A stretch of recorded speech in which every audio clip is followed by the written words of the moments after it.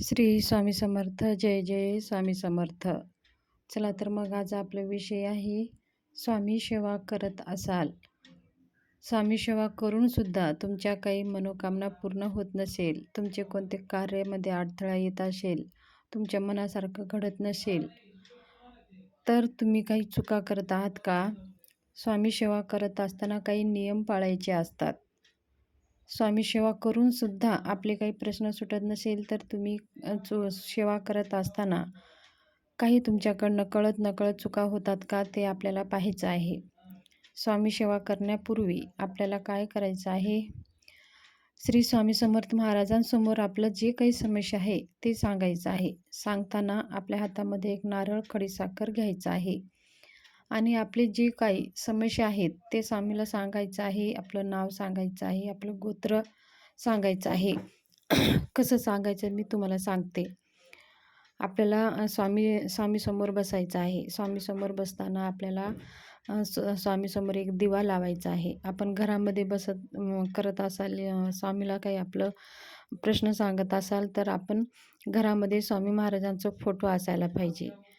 Photo समोर स्वामी महाराजांची पूजा करून धूपदीप वाळून एक शुद्ध तुपाचा दिवा लावायचा आहे आणि छान एका सुगंधित अगरबत्ती लावून घ्यायची आहे आणि स्वामी महाराजांसमोर बसायचं आहे. आपल्या हातामध्ये नारळ, खडीसाखर घ्यायचं आहे. स्वामी महाराजांना तुमचं नाव सांगायचं आहे. स्वामी महाराज, आजपासून मी तुमची सेवा करत आहे आणि माझ्या काही जे समस्या आहेत, तुमच्या मुलांच्या शिक्षणाविषयी खूप समस्या आहेत. माझ्या समस्या लवकरात लवकर हल होऊ द्या आणि मला माझ्याकडनं तुमची सेवा करून घ्या आणि कोणतेही संकटे, विघ्न न येता मी तुमची सेवा पूर्ण करेन आणि तुमच्या कृपा आशीर्वादाने तुम्हीच ही सेवा माझी करून घ्या आणि तुम्हीच सद्बुद्धी द्या की मी तुमची सेवा करू आणि मला कोणतेही संकटे येऊ नये, असं म्हणून ते नारळ, खडीसाखर स्वामी महाराजांसमोर ठेवून द्यायचं आहे. मग त्याच्यानंतर आपल्याला स्वामी सेवा करायला सुरू करायची आहे. स्वामी सेवा करताना मग तुम्ही कशाचा संकल्प केला आहे? जर श्री स्वामी समर्थ सारामृत पारायणचे तुम्ही संकल्प केला असाल 11, 21, 108, तर तेवढे संकल्प आपल्याला पूर्ण करायचे आहेत.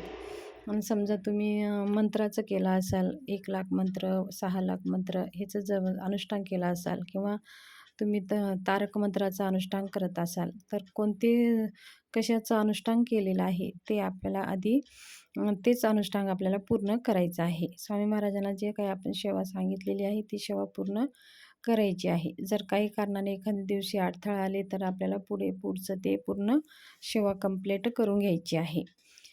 सेवा करत असताना आपल्याला मध्येच कोणाला बोलायचं नाही, मध्येच उठायचं नाही. सेवा करत असताना आपलं मन फक्त स्वामी महाराजांच्या चरणीच असायला पाहिजे. काय होतं, आपण इकडं जप करतो, इकडं फोनवर बोलत असतो, फोन इकडं बघत असतो आणि मग आपण बार बार उठत असतो, मध्येच उठत असतो. तर असं नसतं. एकदा जर आपण आसनावर बसलो, तर आपल्याला ती सेवा पूर्ण करूनच उठायची असते किंवा आपलं सगळं काही काम आवरून घेऊन आपल्या ज्या वेळेमध्ये आपल्याला उठायचं गरज पडणार नाही, अशा वेळेतच ती सेवाला आपल्याला बसायची आहे. आणि सेवा करताना समोर आपल्याला स्वामी महाराजांचा फोटो पाहिजे आणि एक दिवा लावलेला पाहिजे.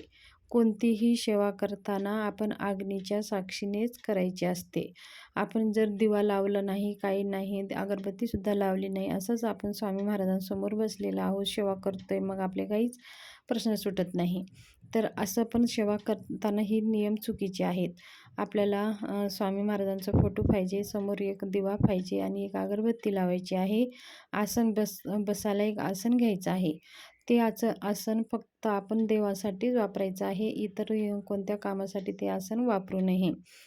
आणि देवाचं एक सेपरेट असं आसन पाहिजे आणि जी सेवा आपण करतो आसनावरच बसून करायचं असते, कारण जमिनीवर बसवू नये. त्याचं काही शास्त्रीय रिझन आहेत. कारण का इंद्रदेवांना वरदान भेटलेलं आहे की जो कोणी ह्या धर्तीवर पुण्यकर्म करेल ते सगळं पुण्य इंद्रदेवाला प्राप्त होईल. आणि जर आपण धर्तीवर म्हणजे खाली जमिनीवरच, फरशीवरच बसून जर सेवा केली, तर ती सगळे काही पुण्य ते इंद्रदेवाला प्राप्त होतं. म्हणून आपण ती सेवा आपल्यापर्यंतच राहावं म्हणून त्याच्यावर आसन घेऊन बसायचं असतं बघा कुठंही आपण पूजा वगैरे करत असताना आसन घेऊनच बसायचं. रिझन हे शास्त्रीय रिझन आहे. मग कोणतीही पूजा असू द्या, आपल्याला स्वामीपूजा असू द्या, देवपूजा असू द्या, कोणतीही पूजा असू द्या, आपल्याला आसन घेऊनच बसायचं आहे. आसन घेऊनच बसायचं आहे आणि मग स्वामी सेवा करायला सुरू करायचं आहे. जर तुम्ही स्वामी समर्थ सारामृतांचं पारायण करत असाल, 3 अध्याय वाचत असाल, 7 अध्याय असाल किंवा तुम्ही 21 अध्याय वाचत असाल, कितीही अध्याय तुम्ही वाचण्याचा संकल्प करताय त्याच्यावर ते हे आहे.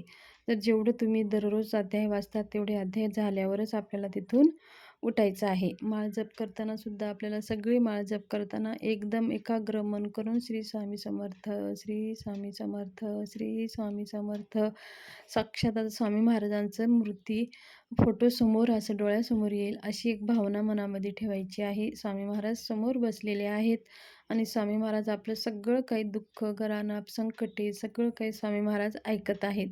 अशी भावना आपल्या मनामध्ये घ्यायची आहे आणि मग सेवा करायची आहे. अशी सेवा करत असताना हे नियम पाळून तुम्ही सेवा करा. तुमच्या सगळ्या इच्छा पूर्ण होईल.